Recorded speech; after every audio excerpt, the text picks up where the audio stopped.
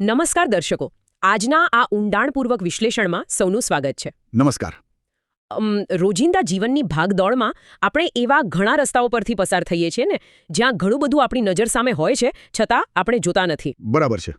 કાં તો આપણે જોતા નથી અથવા તો કદાચ જોવા માંગતા નથી. સાચી વાત. આજના આ વિશ્લેષણનો આપણો ઉદ્દેશ્ય એકદમ સ્પષ્ટ છે. હા, શહેરમાં છુપાયેલી અત્યંત ગરીબ અને અંત્યોદય લોકોની વાસ્તવિકતા વિશે લોકોમાં જાગૃતતા લાવવી. આ એક એવો વિષય છે જેના પર ચર્ચા કરવી આપણી નૈતિક ફરજ છે. આપણે વારંવાર પેલો શબ્દ સાંભળીએ છીએ ને, અંત્યોદય. હા, છેવાડાનો માનવી. એક્ઝેક્ટલી. સમાજની છેલ્લી હરોળમાં ઉભેલો માણસ. અહેવાલ બહુ સ્પષ્ટપણે એ દર્શાવે છે કે જ્યારે શહેરના વિકાસની વાત આવે ત્યારે આપણું ધ્યાન માત્ર મોટા આઇકોનિક પ્રોજેક્ટ્સ પર જ કેમ જાય છે. હા, નવા બ્રિજ બની ગયા કે ઊંચી ઇમારતો બની ગઈ. પણ જ્યાં સુધી પાયાની જરૂરિયાતોથી વંચિત લોકો રસ્તા પર ભટકી રહ્યા છે ત્યાં સુધી વિકાસની વ્યાખ્યા સંપૂર્ણપણે અધૂરી જ કહેવાય. સાચી વાત છે. ભૌતિક વિકાસની ચમકદમક પાછળ એક બહુ મોટું અંધારું છે. બરાબર. આ જ ગંભીરતા અહેવાલમાં દર્શાવેલા 7 અલગ અલગ સ્થળોની પરિસ્થિતિ જોતા સમજાય છે. આપણે સૌથી પહેલા જીઈબી પાસે આવેલા પોસ્ટ ઓફિસના રસ્તાની વાત કરીએ. એ વિધવા માતા અને એમની દીકરીવાળો કિસ્સો. હા, અહેવાલમાં અહીંની જે હકીકત વર્ણવી છે તે ખરેખર વિચારતા કરી દે તેવી છે. એક વૃદ્ધ માતા પોતાની પાસે રહેલી એક થેલીમાં કેટલાક કાગળિયા લઈને આખો દિવસ રસ્તા પર ફરે છે. અને આસપાસ પસાર થતા લોકો પાસે બિચારા આજીજી કરે છે. હા, કે કોઈ એમને વિધવા પેન્શન યોજનાનું ફોર્મ ભરી આપે. આ માત્ર ગરીબીનું દૃશ્ય નથી, આ સિસ્ટમની બહુ મોટી ખામી છે. સરકાર પાસે આવી મહિલાઓ માટે યોજનાઓ તો છે, ફંડ પણ ફાળવવામાં આવે જ છે, પણ ગ્રાઉન્ડ લેવલ પર એ પહોંચતું જ નથી. એ માતા પાસે કાગળિયા છે, પણ પ્રોસેસ કરવાની સમજ કે ઓફિસોના ધક્કા ખાવાની ક્ષમતા ક્યાંથી હોય? એટલે કાગળ પર યોજનાઓ સારી દેખાય છે, પણ વાસ્તવિકતા અલગ છે. અને સૌથી દુઃખદ વાત એ છે કે પેન્શન કે મદદ ન મળવાના કારણે એમની પાસે જમવા માટે કંઈ જ હોતું નથી.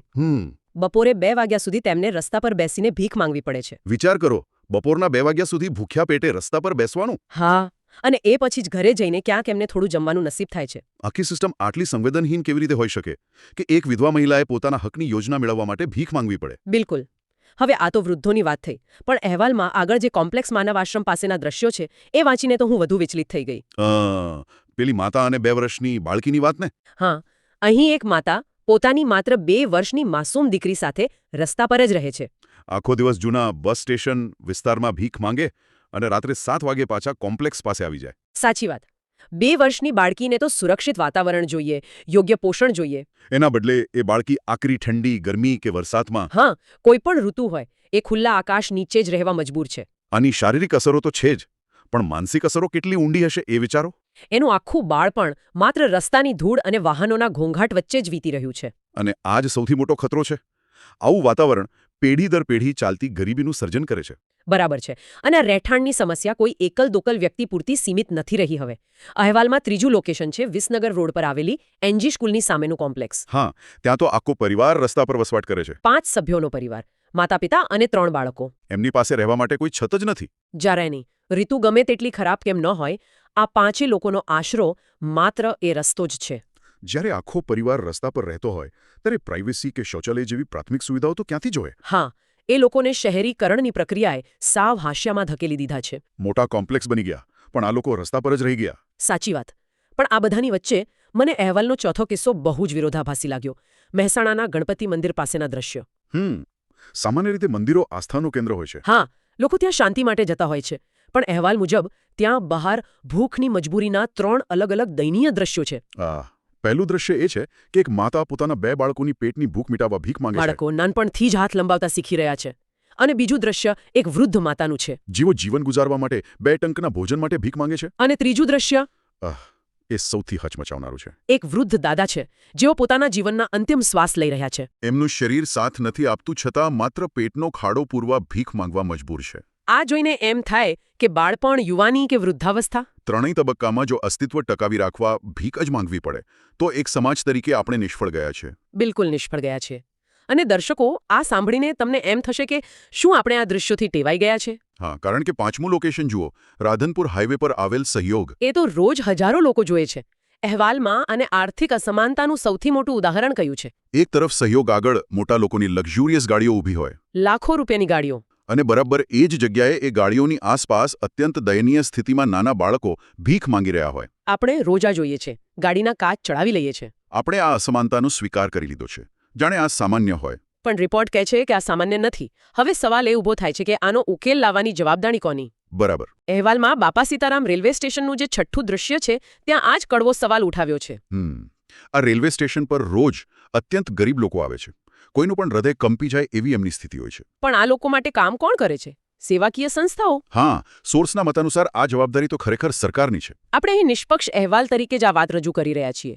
સોર્સનું કહેવું છે કે સરકાર માત્ર પાવર ભોગવે છે, જવાબદારી લેતી નથી. એટલે જ મૂળ માહિતીમાં એક સીધો સવાલ પૂછાયો છે કે ટેક્સ આવી સેવાકીય સંસ્થાઓને અપાય કે પછી નાલાયક સરકારને? આ સવાલ પાછળનો હેતુ બહુ સ્પષ્ટ છે. જ્યારે ટેક્સના પૈસાથી ચાલતી સિસ્ટમ નિષ્ફળ જાય અને કામ એનજીઓએ કરવું પડે ત્યારે સામાન્ય લોકોના મનમાં આવા પ્રશ્નો ઊભા થવા સ્વાભાવિક છે. બિલકુલ. સરકારની જવાબદારી જમીની સ્તર પર માણસાઈ ટકાવી રાખવાની પણ છે. અને આ જવાબદારી ક્યાં ચૂકાય છે એનું સાતમું અને છેલ્લું ઉદાહરણ છે તાવડિયા રોડ ઉપર આવેલી ઝૂંપડપટ્ટીઓ. ત્યાંની સ્થિતિ તો બહુ જ ગંભીર છે. અત્યંત ગરીબ લોકો ત્યાં કાચા ઝૂંપડા બાંધીને રહે છે. પણ સૌથી ખરાબ વાત છે શું ખબર છે?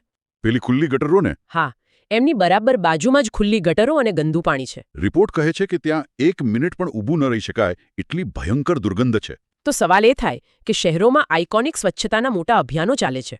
પણ શું સરકાર અહીં આઇકોનિક સ્વચ્છતા ન કરી શકે? હા, આ તો પબ્લિક હેલ્થ માટે બહુ મોટો ખતરો છે. રોગચાળો ફેલાતા વાર કેટલી લાગે? સાચી વાત છે. પાયાની સ્વચ્છતાની સૌથી વધુ જરૂર આવા ઝૂંપડપટ્ટી વિસ્તારોમાં જ હોય છે. તો દર્શકો, આ સાતે સ્થળોની હકીકત જાણ્યા પછી મનમાં એક ઉદાસી તો જન્મે જ, પણ આપણે ઉકેલ તરફ પણ નજર કરવી જોઈએ. બરાબર. અહેવાલના અંતમાં એક્સપર્ટ તારણ અને સરકાર માટે બહુ જ પ્રેક્ટિકલ સૂચનો છે. શું સૂચનો છે? જુઓ, જો સરકાર આ અત્યંત ગરીબ અને અંત્યોદય લોકો માટે કંઈ નહીં કરે ને તો એમને પોતાનું પેટ ભરવા માટે નાની મોટી ચોરીઓ કરવી પડશે. હા, ભૂખ માણસ પાસે ગેરકાનૂની કામ કરાવવા મજબૂર કરી દે. એટલે સરકારે આઇકોનિક અને દેખાડાના કામો પડતા મૂકીને આ લોકોની પાયાની જરૂરિયાતો પૂરી કરવા ત્વરિત અને ગંભીર પગલાં લેવા જોઈએ. બિલકુલ. અને આમાં એક સકારાત્મક દ્રષ્ટિકોણ પણ છે. હા. કે જો આ અંત્યોદય લોકોનું જીવન સુધરશે ને તો તેઓ દેશહિત માટે કામ કરશે. હા, એ લોકો પણ દેશની ઇકોનોમીમાં એટલે કે અર્થતંત્રમાં ભાગીદાર બની શકે. 100%. અને દેશમાં થતા ગેરકાનૂની કામો પણ આપોઆપ બચી જશે. આ ખરેખર બહુ ડીપ વાત છે. આ બધી જ જમીની હકીકતો સમજ્યા પછી આજના વિશ્લેષણના અંતે દર્શકો માટે એક વિચાર તો કરી દે તો સવાલ મૂકી જવાનું મન થાય છે. ચોક્કસ. શું સવાલ છે? જ્યારે કોઈ શહેરના વિકાસની વાતો થતી હોય ત્યારે વિકાસની સાચી વ્યાખ્યા શું હોવી જોઈએ? શું વિકાસ માત્ર ઊંચી ઇમારતો અને મોટા રસ્તાઓ પૂરતો જ સીમિત છે? કે પછી સમાજના અંતિમ છેવાડાના માનવીને ખુલ્લા આકાશ નીચેથી એક સુરક્ષિત છત સુધી પહોંચાડવામાં સાચો વિકાસ રહેલો છે? બિલકુલ. આ ખરેખર શાંતિથી વિચારવા જેવી બાબત છે. સાચી વાત છે. દર્શકો, આવી જ મહત્વની અને ગ્રાઉન્ડ લેવલની સાચી અપડેટ્સ દરરોજ મેળવવા માટે એક કામ ચોક્કસ કરજો. હા, mogherumehoona.in વેબસાઇટની રોજ વિઝિટ કરવાનું ચૂકતા નહીં. અને અંતમાં આવી માહિતીપ્રદ અને આંખ ઉઘાડનારી વિગતો જોતા રહેવા માટે મોઘેરુ મેહોણા એટલે કે મોઘેરુ મેહોણા ચેનલને સબસ્ક્રાઇબ પણ જરૂરથી કરજો. બિલકુલ. અને જો તમને આ માહિતી યોગ્ય લાગી હોય તો આ વિડીયોને લાઇક કરો અને વધુમાં વધુ શેર કરો. હા, તમારા શેર કરવાથી કદાચ કોઈ જાગૃત નાગરિક કે સંસ્થા સુધી આ અવાજ પહોંચી શકે. અને આ ગંભીર મુદ્દા પર જો તમારા પણ કોઈ સૂચન હોય તો અમને કોમેન્ટ સેક્શનમાં ચોક્કસ જણાવો. આજના આ ઊંડાણપૂર્વક વિશ્લેષણમાં અમારી સાથે જોડાવા બદલ સૌ દર્શકોનો ખૂબ ખૂબ આભાર. આભાર. ફરી મળીશું. આવજો.